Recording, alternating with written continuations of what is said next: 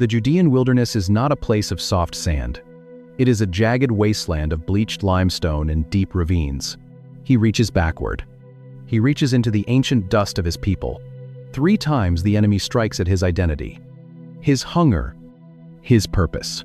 He hands it back to the attendant. He sits down. In a first-century Palestinian synagogue, standing is for reading the text, but sitting down is the posture of teaching. The moment his body settles onto the seat, the room freezes. The silence is heavy. You can hear a pin drop on the dirt floor. Every eye locks onto his face. He looks at his neighbors and speaks one sentence. Today, this scripture is fulfilled in your hearing. This is not a polite poetry reading. It is a hostile takeover. Out of the 78 times he quotes the Old Testament, he pulls from the prophet Isaiah more than almost any other source.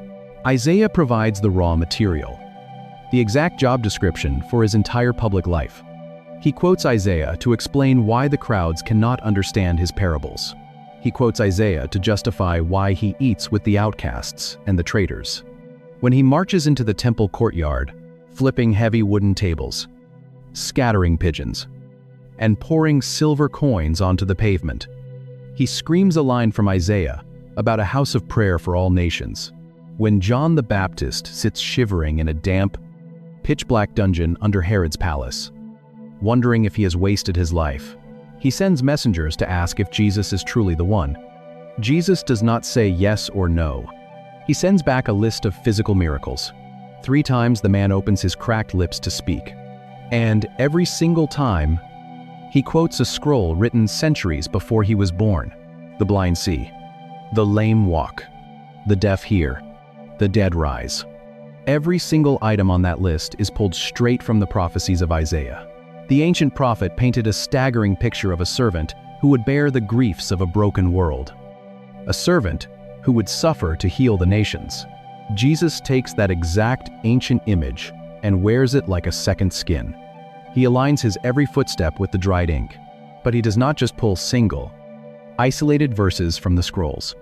When he squares off against the sharpest religious scholars of Jerusalem, he weaves the texts together using a brilliant, centuries-old method that they cannot defeat.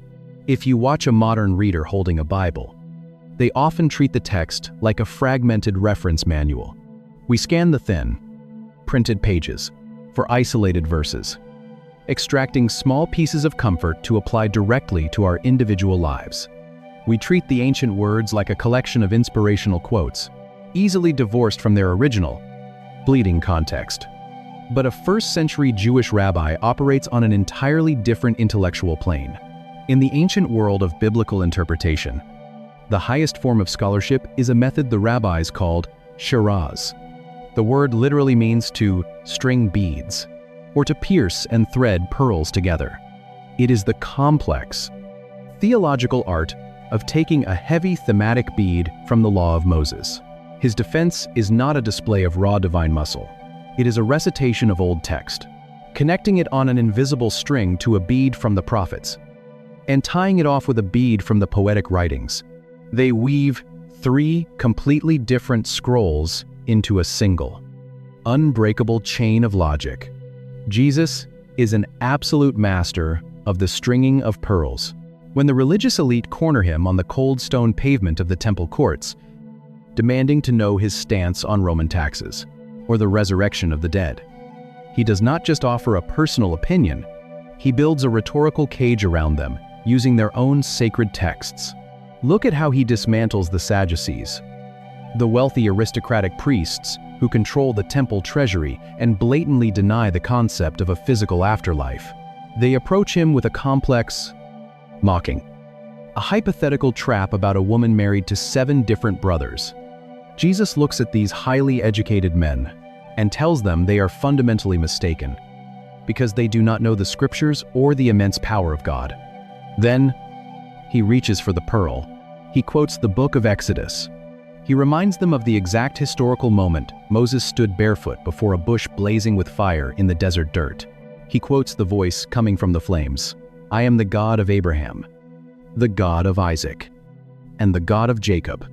The quotation is not a random memory exercise. It is a fatal theological strike. He points out that the divine voice in the burning bush, when you read the four Gospels, Matthew, Mark, Luke, and John, you start to notice a rhythm, did not use the past tense. God did not say, "I was their God." He said, "I am their God." And since the creator of the universe is the God of the living and not the dead, those ancient patriarchs must still exist in some reality, waiting for the final resurrection. He takes a single grammatical tense from a heavy, centuries-old scroll and uses it to completely collapse the theological platform of the Sadducees. In front of a breathless crowd, the religious leaders are silenced. They cannot argue with the grammar of the burning bush. He strings the pearls of the ancient texts so tightly that the scholars can find absolutely no room to maneuver, no space to slip their own traditions between the carved letters. But this staggering mastery of the text is not just a weapon for public debates on the temple steps. The most profound use of his biblical memory happens when there are no crowds left to impress, and no scholars left to debate. It happens when the sky turns black at noon. The sky goes black at noon. It is a suffocating, unnatural darkness. The Roman executioners sit in the dust, gambling for a blood-stained tunic. On the center beam of rough-hewn timber, a man is drowning in the open air. Crucifixion is a death by asphyxiation. Jesus of Nazareth is constantly talking about the writings of his ancestors. He breathes them. He bleeds them. To take a single breath, the victim must push their entire body weight up on the iron spike, driven through their ankles, scraping their scourged back against the splinters of the upright post. The lungs fill with fluid. Every inhalation is agony. Every spoken syllable costs a measurable amount of blood. You do not waste words on a cross. You only speak what is absolutely necessary. Out of all 78 times he explicitly quotes the ancient scrolls. The book he returns to the absolute most is Psalms. It is the hymn book of Israel. It is the collection of soaring praise and brutal lament. And in the final hours of his life, when his physical body is tearing itself apart, the songs become his soundtrack. He pushes up on the iron. He drags air into his failing lungs. He opens his swollen lips. Eli, Eli, lema sabachthani? My God, why have you forsaken me? Most people read this moment and assume his faith has finally cracked under the unimaginable weight of the pain. They assume the Father has turned his face away, and the Son is shrieking into a cold, empty cosmos, feeling genuine separation from God. But to a first-century Judean standing at the foot of that cross, the words are instantly recognizable. It is not a random scream of defeat, but if you actually sit down and comb through the texts, if you trace every single time Jesus explicitly quotes the ancient scriptures, it is the first line of Psalm 22. In the Jewish pedagogical tradition, quoting the opening lyric of a song invokes the entire composition. And Psalm 22 is a terrifyingly precise prophecy. It describes a man whose bones are pulled out of joint. It describes a mouth dried up like baked clay, a tongue sticking to the roof of the mouth. It describes a crowd mocking and hurling insults, shaking their heads. It describes soldiers casting lots for his clothing. He is not losing his mind to the pain. He is actively interpreting his own execution in real time, pointing the weeping witnesses directly back to the carved graphe. He is telling them that this nightmare is not an accident. It is a script. Hours later, the end arrives. He pushes up on the iron one last time. He does not gasp. He does not whimper. He reaches back into the heavy leather scrolls and quotes Psalm 31. Father, into your hands I commit my spirit. He dies with the ancient poetry on his tongue. The scriptures were the lens for his miracles. They were the weapon for his wilderness. And now, they are the final vocabulary of his breath. But if the ancient text was so central, you find a specific, undeniable number: 78. There are 78 recorded times that Jesus directly quotes the Old Testament. So vital, so deeply embedded in the very architecture of his mind. It forces us to confront a devastating modern habit. We hold a book with a massive, heavy spine, and we immediately divide it into two unequal parts. You can see it in the physical wear of almost any modern Bible. The pages of the Gospels and the letters of Paul are soft. They are stained with the natural oil of human fingertips. They are heavily underlined in faded ink, dog-eared, and thoroughly worn. But flip backward, turn past the Psalms, into the heavy, weeping prophecies of Jeremiah, into the rigid sanctuary codes of Leviticus, into the bleak desert wanderings of Numbers. The pages are often pristine. The gold edging is entirely intact. Sometimes, the thin sheets of paper still stick together. They smell like cold, unread ink. Most people assume the Old Testament is an outdated, irrelevant prologue. We look at the ancient texts and see a harsh, confusing record of an angry, distant deity. We see strange dietary laws, confusing genealogies, and violent conquests. We subtly assume that Jesus arrived in the first century to offer a theological upgrade. We think he came to correct the angry God of the desert and finally introduce the world to a God of love and grace. But if you look at the 78 times Jesus actually opens his mouth to quote the text, that modern assumption completely shatters. Not just alluding to a story, not just making a passing reference to Noah or Moses.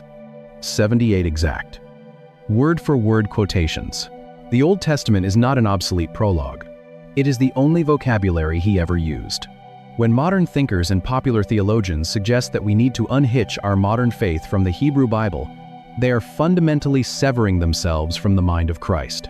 You cannot understand the Son of God while actively ignoring the exact texts that built him. If you cut away the Old Testament, Jesus is reduced to a brilliant but tragic Mediterranean philosopher who said nice things about loving your neighbor. He becomes a disconnected teacher, floating in a historical vacuum. But if you leave the ancient scrolls intact, if you follow his 78 explicit breadcrumbs backward into the dust of Israel's history, the picture shifts.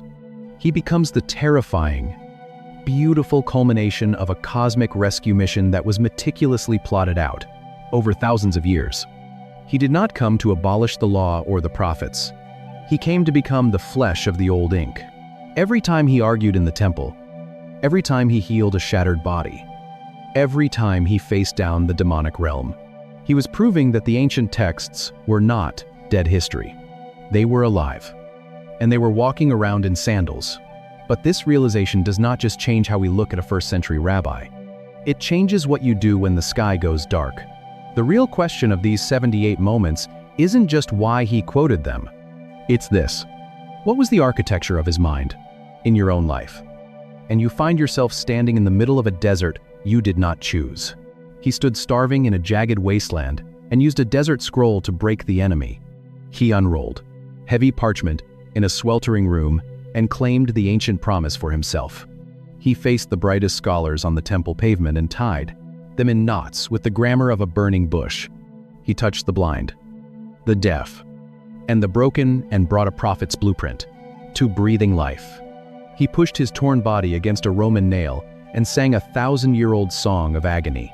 He took his final, suffocating breath and committed his spirit using the poetry of his ancestors.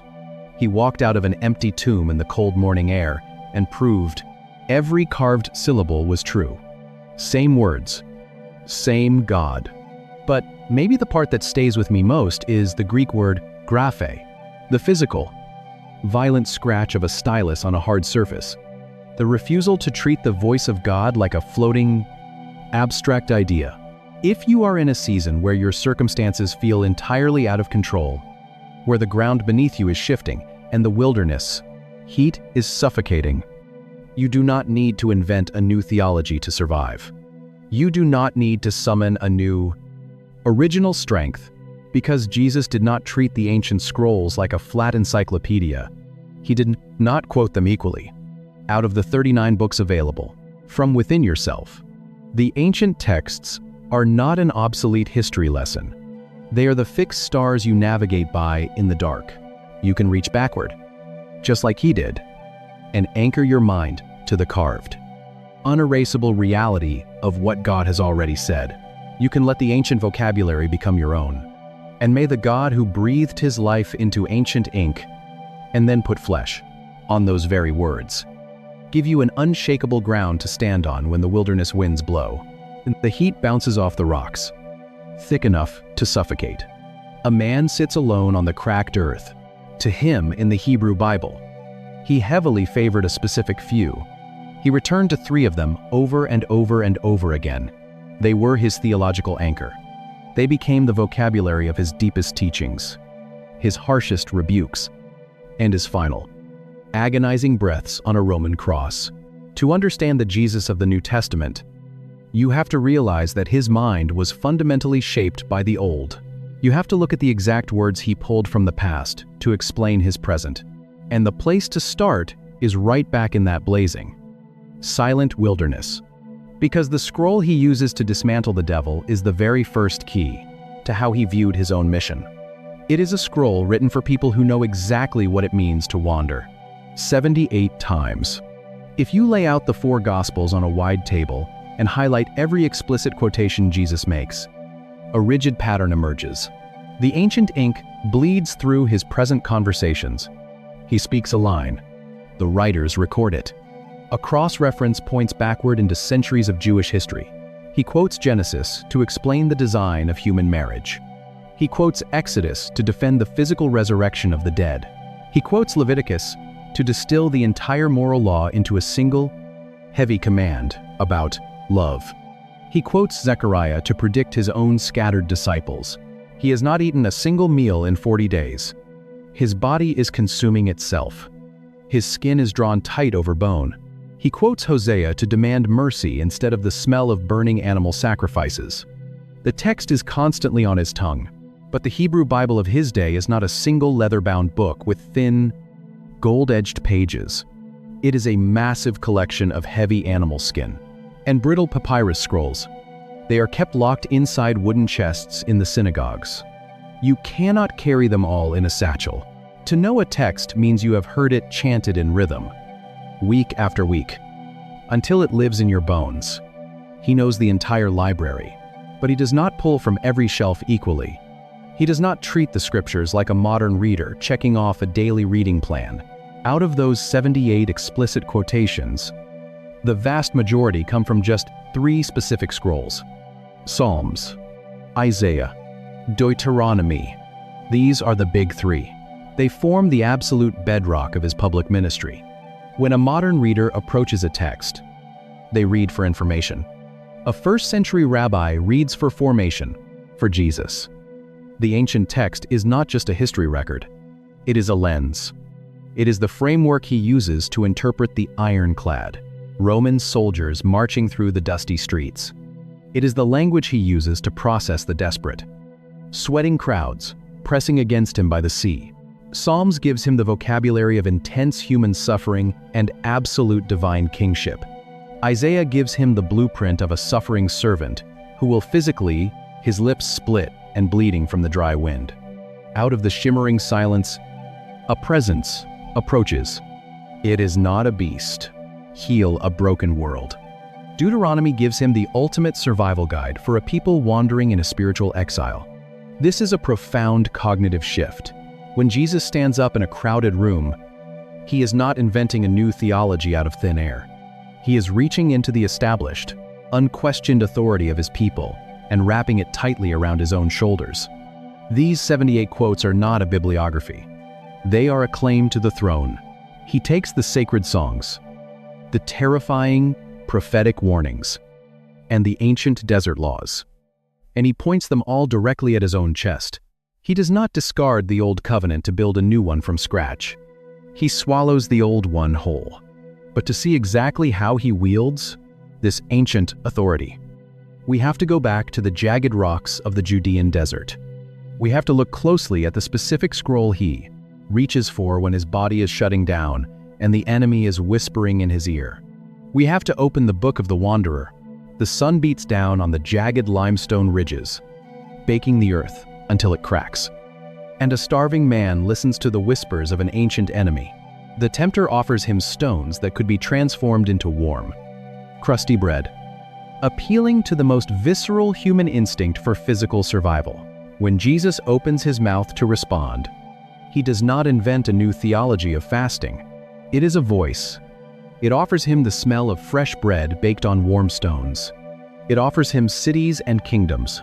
Nor does he pull rank as the divine Son of God to simply vaporize his opponent. He reaches back into the heavy leather scrolls of his youth and recites a line from Deuteronomy, a book written specifically for people who knew what it meant to starve in the sand. Man shall not live on bread alone, but on every word that comes from the mouth of God. He pulls this directly from Deuteronomy chapter 8, a passage where Moses is reminding a generation of former slaves about the manna that fell like a strange frost on the desert floor. When the enemy pivots, offering him total political dominion over the globe if he will simply bow, his sweating face to the dirt, Jesus fires back with Deuteronomy chapter 6, demanding exclusive worship.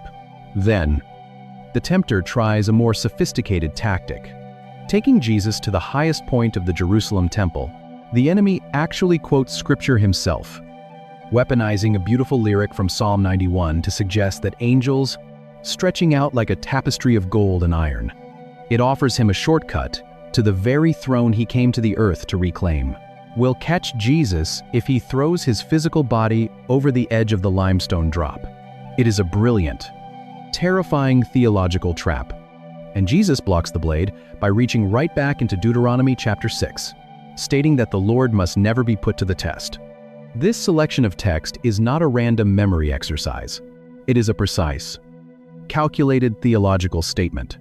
The ancient nation of Israel had wandered in a desolate wilderness for exactly 40 years, constantly complaining about their empty stomachs, aggressively testing the patience of God, and ultimately turning their worship toward the cold, melted gold of a molded calf. Now, a new Israelite stands in a new wilderness for exactly 40 days, facing the exact same three core temptations: appetite, testing God, and idolatry. He is placing his own feet perfectly inside the footprints of his ancestors. He chooses the exact book that chronicles their massive historical failure, but he rewrites the ending by holding his ground. He uses the ancient words of Moses not just as a defensive shield, but as a mirror, proving to the spiritual forces of darkness that a faithful son has finally arrived on the earth. Deuteronomy is the ultimate survival manual for the wasteland, the ancient anchor he uses to survive the ambush in the dark. Most people assume that when the Son of God faces the ultimate spiritual attack, he fights back with blinding divine fire. But the wilderness is only the beginning. When his body finally recovers, when he walks out of the desert and steps back into the crowded, noisy villages of Galilee to announce exactly who he is, he does not just use the scriptures to defend himself against the devil. He uses a very specific Greek word to completely rewrite the reality of everyone listening in the room. When you open the pages of the Gospels, you are stepping into a world obsessed with text. But when the writers record Jesus talking about the ancient books, they do not describe a man quoting vague spiritual poetry. They describe a man anchoring himself to something violently physical. Luke chapter 4, verse 16 through 21. Jesus stands in the synagogue of his hometown. He unrolls a massive, heavy scroll of Isaiah. He reads the ancient promise of a captive's release. He rolls the parchment back up, sits down in the heavy, breathing silence of the room, and declares that the text has just been fulfilled in their hearing. Throughout his life, when he defends his actions, the English translations tell us, he says, "Have you not read the scripture?" The word the gospel writers use for scripture here is the Greek graphe. We imagine a clash of cosmic powers, a word of unparalleled authority spoken directly from his own mind, an instant unmaking of his enemy. It appears 51 times in the New Testament, and its etymology is brutally physical. The noun graphe comes from the root verb grapho. It does not mean to think, or to ponder, or to simply speak into the air. It means to carve. It means to engrave. It means to take a sharp metal instrument and cut a mark into a stone tablet, or scratch heavy black ink onto a fragile sheet of dried papyrus. It is the physical, manual act of making an unerasable mark. If something about peeling back the layers of this ancient language is stirring up questions you've never considered, you're exactly who this channel is for. Drop a thought in the comments and hit subscribe, because every week we go deeper into the text than you knew was possible. So the carved letters become his ultimate authority. When Paul later writes in 2 Timothy 3:16 that all graphy is God-breathed, he is uniting two massive concepts: the warm, invisible breath of the divine, and the violent, physical scratch of a stylus on a hard surface. That root changes everything. When Jesus points his finger at a Pharisee and asks if they have read the graphe, he is not asking if they are familiar with a religious philosophy. He is asking if they have collided with the immovable, engraved reality of God. The text is not a fluid set of cultural suggestions, but he does not summon a legion of angels. He does not perform a sudden miracle. He does not even speak his own original thoughts. It is a boundary line cut into the earth. He treats the ancient writings as something that cannot be broken, bent, or casually ignored. They are carved. They are permanent. They are the fixed stars he navigates by in the dark. But of all the graph he references, of all the words carved into the history of Israel, one specific prophet provided him with the actual vocabulary for his own execution. And it is the exact same prophet he unrolled in that quiet Nazareth room. The synagogue in Nazareth is small, packed, and sweltering. Dust dances in the narrow shafts of light cutting through the stone room. Men sit shoulder to shoulder on the perimeter benches. The air smells of unwashed wool, stale sweat, and quiet anticipation. Jesus stands up. The attendant hands him the heavy scroll of Isaiah. He unrolls the thick, stiff parchment. The wooden rollers creak. He scans the endless columns of Hebrew consonants, searching for a very specific, carefully carved line. He finds it in chapter 61. He reads about the Spirit of the Lord. He reads about good news for the starving. He reads about sight for the blind. He reads about freedom for the crushed and the broken. Then, he stops in the middle of a sentence. He rolls the parchment back together.